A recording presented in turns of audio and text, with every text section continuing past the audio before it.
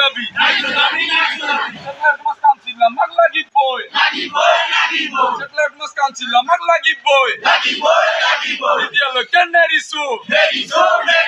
নিদিয়ালৈকে নেৰিছো सेटेलाइट मास काउंसिल हमें चाहिए सेटेलाइट मास काउंसिल हमाक লাগিবই নিদিয়ালৈকে নেৰিছো এই জুই জ্বলিছে সংগ্ৰাম চলিছে এই জুই জ্বলিছে সংগ্ৰাম চলিছে না যোগী জাগিছে না যোগী জাগিছে আছে ত্ৰিশূল লোৱা নাই ললে ত্ৰিশূল ৰক্ষা নাই আছে ত্ৰিশূল লোৱা নাই ললে ত্ৰিশূল ৰক্ষা নাই জাগ জাগ জাগিছে না যোগী জাগিছে ইনকলাব জিন্দাবাদ ইনকলাব জিন্দাবাদ আমার দাবি ন্যায্য দাবি আমার দাবি ন্যায্য দাবি our demand legal demand our demand legal demand satellite mass council हमें चाहिए सेटेलाइट मास काउंसिल हमें चाहिए सेटेलाइट मास काउंसिल আমাক লাগিবই सेटेलाइट मास काउंसिल हमें देना होगा सेटेलाइट मास काउंसिल हमें देना होगा নিদিয়ালৈকে নেৰিছো এই জুই জ্বলিছে এই জুই জ্বলিছে সংগ্ৰাম চলিছে না যোগী জাগিছে এই জুই জ্বলিছে জাগ জাগ জাগিছে না যোগী জাগিছে আবার ডিমান্ড লিগ্যাল ডিমান্ড আবার ডিমান্ড লিগ্যাল ডিমান্ড আমার দাবি ন্যায্য দাবি আমার দাবি ন্যায্য দাবি सेटेलाइट मास काउंसिल আমাক লাগিবই सेटेलाइट मास काउंसिल हमें चाहिए सेटेलाइट मास काउंसिल हमें देना होगा নিদিয়ালৈকে নেৰিছো এই জুই জ্বলিছে সংগ্ৰাম চলিছে এই জুই জ্বলিছে না যোগী জাগিছে না যোগী জাগিছে বিলাসী জেলা যোগী হন্দুরানী জিন্দাবাদ বিলাসী জেলা যোগী হন্দুরানী জিন্দাবাদ বিলাসী জেলা মহিলা হন্দুরানী জিন্দাবাদ বিলাসী জেলা মহিলা হন্দুরানী জিন্দাবাদ রাজ্যিক ছাত্র হন্দা জিন্দাবাদ বিলাসী জেলা যোগী হন্দুরানী জিন্দাবাদ বিলাসী জেলা মহিলা হন্দুরানী জিন্দাবাদ ছাত্র হন্দা জিন্দাবাদ ইনকলাব জিন্দাবাদ ইনকলাব জিন্দাবাদ জাগ জাগ জাগিছে না যোগী জাগিছে এই জুই জ্বলিছে সংগ্রাম চলিছে আমার দাবি ন্যায্য দাবি আমার ডিমান্ড লিগ্যাল ডিমান্ড सेटेलाइट मास काउंसिल আমাক লাগিবই सेटेलाइट मास काउंसिल हमें चाहिए सेटेलाइट मास काउंसिल আমাক লাগিবই নিদিয়ালৈকে নেৰিছো নিদিয়ালৈকে নেৰিছো ইনকলাব জিন্দাবাদ ইনকলাব জিন্দাবাদ ইনকলাব জিন্দাবাদ আমার দাবি ন্যায্য দাবি আমার দাবি ন্যায্য দাবি আমার demand legal demand our demand legal demand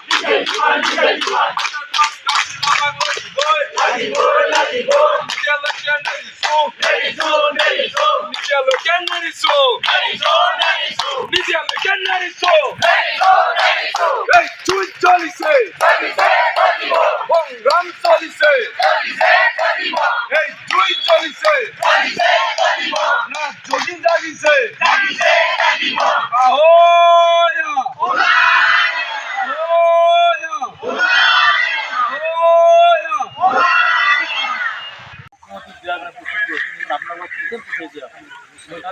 মুখ্যমন্ত্রীর হয়ে যখন আমি কিছু এজন ঠিক আছে ওকে অসমৰ মাননীয় মুখ্যমন্ত্ৰী মহোদয় পৰম শ্ৰদ্ধাৰ আৰু প্ৰিয় মুখ্যমন্ত্ৰী মহোদয় জয় জয়তে আপোনাক জনাইছোঁ শ্ৰদ্ধাৰ স্নেহ পৰিপাত আৰু সীমাহীন শুভকামনা।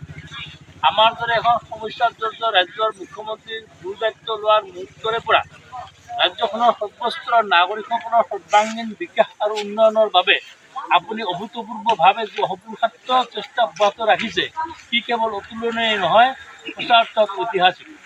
নৱনিৰ্মাণৰ আপোনাৰ এই অবিৰত যাত্ৰাত আমি প্ৰতি মুহূৰ্ততে আপোনাৰ শুভচিন্তক আৰু সহযোগ হৈ থাকিম। মহোদয়, আমি অতি দুখেৰে অৱগত কৰিব বিচাৰিছোঁ যে অসমৰ সাম্প্ৰতিক পৰিৱৰ্তিত পৰিৱেশ আৰু পৰিস্থিতিত অসমৰ খিলঞ্জীয়া ভূমিপুত্ৰ নাট্যজ্ঞসকলৰ সামাজিক, সাংস্কৃতিক, ৰাজনৈতিক, অৰ্থনৈতিক ভৱিষ্যত তথা জাতি, মাটি আৰু ভেটিৰ নিৰাপত্তা অদূৰ ভৱিষ্যতে গভীৰ অন্ধকাৰত নিমজ্জিত হোৱাৰ পূৰ্বাভাস ইতিমধ্যে ফুটি উঠিছে। নাট্যজ্ঞসকলৰ বৃহত্তৰ অসমীয়া জাতীয় সত্তাৰ এক অভিন্ন অংগ, অসমীয়া ভাষা সাহিত্য, অসমৰ অৰ্থনৈতিক বিকাশ, অসমৰ সংস্কৃতি, অসমৰ সামাজিক আৰু ৰাজনৈতিক ব্যৱস্থা, অসমৰ আধ্যাত্মিক পৰিমণ্ডল, এই প্ৰতিটো ক্ষেত্ৰত নাথ সম্প্ৰদায়ৰ বৃহৎ অৱদান আছে। নাট্যজ্ঞসকলক বাদ দি অসমৰ ইতিহাসে পূৰ্ণতা পাব নোৱাৰে। অতীত কামৰূপৰ যোগ আৰু তন্ত্ৰ সাধনা, অসমীয়া ভাষাৰ প্ৰথম লিখিত সাহিত্য চৰ্যাপদ বা চৰ্যাগীতসমূহৰ ৰচনা, কাটনি পৰিচয়েৰে অসমত পাট পলুৰ খেতি কৰি এৰী মুগা পাট কাপোৰৰ বস্ত্ৰ উৎপাদন আৰু সংৰক্ষণত অনবদ্য অৱদান যোগাই আহিছে।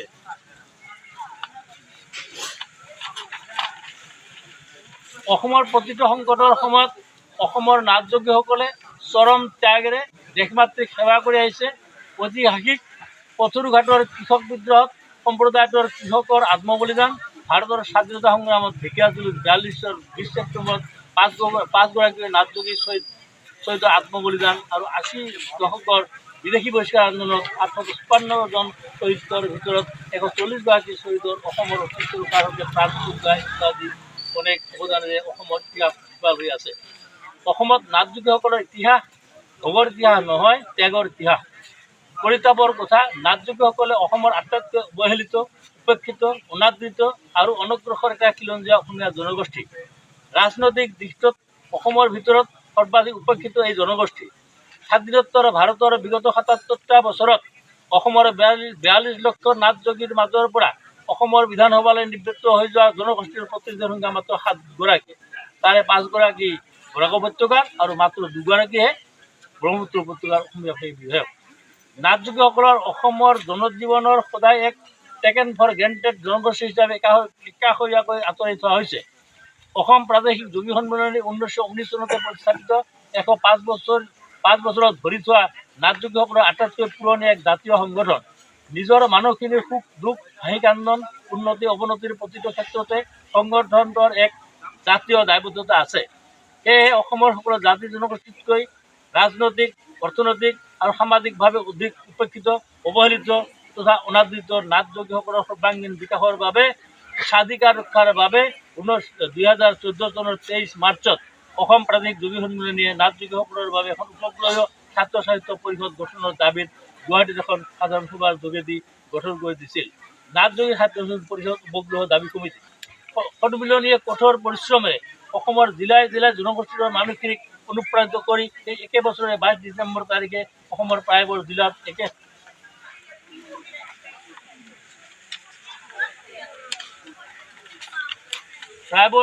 একে সময়তে নাট্যজ্ঞ ছাত্ৰ পৰিষদ গঠনৰ দাবীত বিশাল শোভাযাত্ৰা উলিয়াই জিলা উপায়ুক্তৰ জৰিয়তে অসমৰ তদানীন্তন মুখ্যমন্ত্ৰীলৈ স্মাৰক পত্ৰ প্ৰেৰণ কৰিছিল। তদুপৰি অসম প্ৰাদেশিক যোগী সন্মিলনীৰ উদ্যোগত 2012 চনৰ পৰা 2017 চনলৈকে অসম বিধানসভাৰ অধিৱেশনকালীন সময়ত দিছপুৰ লাষ্টগেটত ধৰ্ণা কাৰ্যসূচী ৰূপায়ণ কৰি আহিছিল। আনহাতে 2015 আৰু 2016 চনত অসমৰ বিভিন্ন জিলাৰ পৰা যোৱা 150ৰো অধিক প্ৰতিবাদকাৰীয়ে দিল্লীৰ যন্তৰ মন্তৰত দুবাৰকৈ ধৰ্ণা দিছিল। তেখেতসকলৰ কাৰ্যালয়লৈ গৈ স্মাৰক পত্ৰ প্ৰদান কৰিছিল। নাট্যজ্ঞসকলৰ সৰ্বাংগীন বিকাশ, উন্নয়ন আৰু ভৱিষ্যত নিৰাপত্তাৰ বাবে নাট্যজ্ঞ ছাত্ৰ সাহিত্য পৰিষদ গঠন কৰা। 1998 চনৰ 19 ছেপ্টেম্বৰ তাৰিখে অসমৰ খিলঞ্জীয়া নাট্যজ্ঞসকলক সংৰক্ষিত শ্ৰেণীৰ অন্তৰ্ভুক্ত কৰি অসম চৰকাৰে জাৰি কৰা অধিসূচনাখন অসম বিধানসভাত অধ্যাদেশ হিচাপে অনুমোদন জনাই আইনলৈ ৰূপান্তৰিত কৰি নাট্যজ্ঞসকলক সাংবিধানিক সুৰক্ষা প্ৰদান কৰা। 3 নম্বৰ, অসমৰ প্ৰতিখন ছাত্ৰ সাহিত্য পৰিষদত অসম চৰকাৰৰ ফালৰ পৰা কমপক্ষে এজনকৈ নাথযোগী মনোনীত সদস্য অন্তৰ্ভুক্ত কৰা। 4 নম্বৰ, অসম চৰকাৰৰ অধীনস্থ নিকায় নিগম আদি প্ৰতিষ্ঠানসমূহৰ অধ্যক্ষৰ পদত নাথযোগীসকলৰ উপযুক্ত ব্যক্তিক নিযুক্তি প্ৰদান কৰা।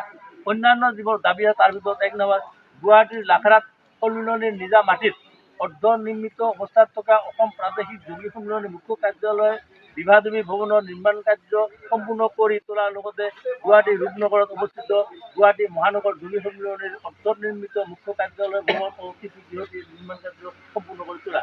এইখিনিতে উল্লেখ কৰিব পাৰি যে মাননীয় মুখ্যমন্ত্ৰী মহোদয়ৰ নিৰ্দেশ মৰ্মে এই সম্পৰ্কত অসমৰ মাননীয় মন্ত্ৰী শ্ৰদ্ধাৰ প্ৰদীপ হাজৰিকাদেৱৰ লগত হোৱা আলোচনা কালত তেখেতে সন্মিলনীৰ মুখ্য কাৰ্যালয় ভৱনটি যথাশীঘ্ৰে সম্পূৰ্ণ কৰি দিয়াৰ দায়িত্ব গ্ৰহণ কৰাৰ পাছতো চৰকাৰৰ ফালৰ পৰা কোনো পদক্ষেপ গ্ৰহণ নকৰা আৰু কুমলী দেৱীৰ স্মৃতিত নাথযোগী উন্নয়ন পৰিষদৰ পুঁজিৰে ঢেকীয়াজুলি স্থাপন কৰা শ্বহীদ স্মৃতি সৌধৰ মেৰামতি, চোৱা চিতা আৰু সৌন্দৰ্য বৰ্ধনৰ দায়িত্ব শোণিতপুৰ জিলা প্ৰশাসনৰ ওপৰত ন্যস্ত কৰা। মৰিগাঁও জিলাৰ পবিতৰা অভয়াৰণ্যৰ প্ৰৱেশ পথৰ সন্মুখত নাথযোগী উন্নয়ন পৰিষদৰ অসমৰ পুঁজিৰে নিৰ্মাণ কৰা অসমৰ এক আপুৰুগীয়া সম্পদ মায়ং গ্ৰাম্য যাদুঘৰতো পূৰ্ণাংগ ৰূপত সম্পূৰ্ণ কৰি তুলিবলৈ ৰাজ্য চৰকাৰে বিশেষ পুঁজিৰ ব্যৱস্থা কৰি যাদুঘৰটো সৰ্বাংগ সুন্দৰভাৱে গঢ়ি তোলা। 7 নম্বৰ, মৰিগাঁও, দৰং, গোৱালপাৰা, মাজুলী, ধুবুৰী আৰু কৰিমগঞ্জ জিলাত একোটাকৈ নাথযোগী সাংস্কৃতিক প্ৰকল্প স্থাপন কৰা। 8 নম্বৰ, গুৱাহাটী সমীপৱৰ্তী অঞ্চলত প্ৰাচীন কামৰূপৰ নাথ সিদ্ধাচাৰ্য ধ্ৰুপদী অসমীয়া লিখিত সাহিত্যৰ বাটকটীয়া চৰ্যাপথসমূহৰ অন্যতম চৰ্যাকাৰ মহাযোগী মৎস্যেন্দ্ৰ নাথৰ স্মৃতিত এখন যোগ, আয়ুৰ্বেদ আৰু প্ৰাকৃতিক চিকিৎসা বিদ্যালয় প্ৰতিষ্ঠা কৰা। 9 নম্বৰ, অসম মাধ্যমিক শিক্ষা পৰিষদৰ অধীনৰ 9ম আৰু 10ম শ্ৰেণীৰ পাঠ্যক্ৰমত 42 ভাৰত ত্যাগ আন্দোলনৰ শ্বহীদ মনোবৰ নাথ, কুমলী দেৱী আৰু শিউলী দেৱীৰ জীৱনী অন্তৰ্ভুক্ত কৰা। 10 নম্বৰ, গুৱাহাটী নৱনিৰ্মিত উৰণ সেতু এখনৰ নাম পণ্ডিত তত্ত্বভূষণ ৰাজমোহন নাথৰ নামে নামাকৰণ কৰা। 11 নম্বৰ, চৰকাৰী সাহায্যত প্ৰতি বছৰে 200 গৰাকী নাথযোগী পুৰুষ মহিলাক অযোধ্যা ৰাম মন্দিৰ আৰু গোৰখনাথ মন্দিৰ দৰ্শনৰ সুবিধা প্ৰদান কৰা। 12 নম্বৰ, ইতিপূৰ্বে ৰাজ্য চৰকাৰৰ ওচৰত জমা দিয়া অথচ বঞ্চিত হৈ আৰ্থিকভাৱে দুৰ্বল নাথযোগী পুৰোহিতসকললৈ চৰকাৰে আৰ্থিক সাহায্য প্ৰদান কৰা। 13 নম্বৰ, নাথযোগী ছাত্ৰ ছাত্ৰীৰ অধ্যয়নৰ সুবিধাৰ্থে গুৱাহাটী, ডিব্ৰুগড়, তেজপুৰ আৰু শিলচৰত একোটাকৈ নাথ ছাত্ৰাবাস নিৰ্মাণ কৰা। সামৰণিত পৰমপিতা দেৱাদেৱ মহাদেৱৰ চৰণত আপোনাৰ সুস্বাস্থ্য দীৰ্ঘায়ু কামনা কৰি জীৱনৰ বাবে প্ৰাৰ্থনা কৰিলোঁ।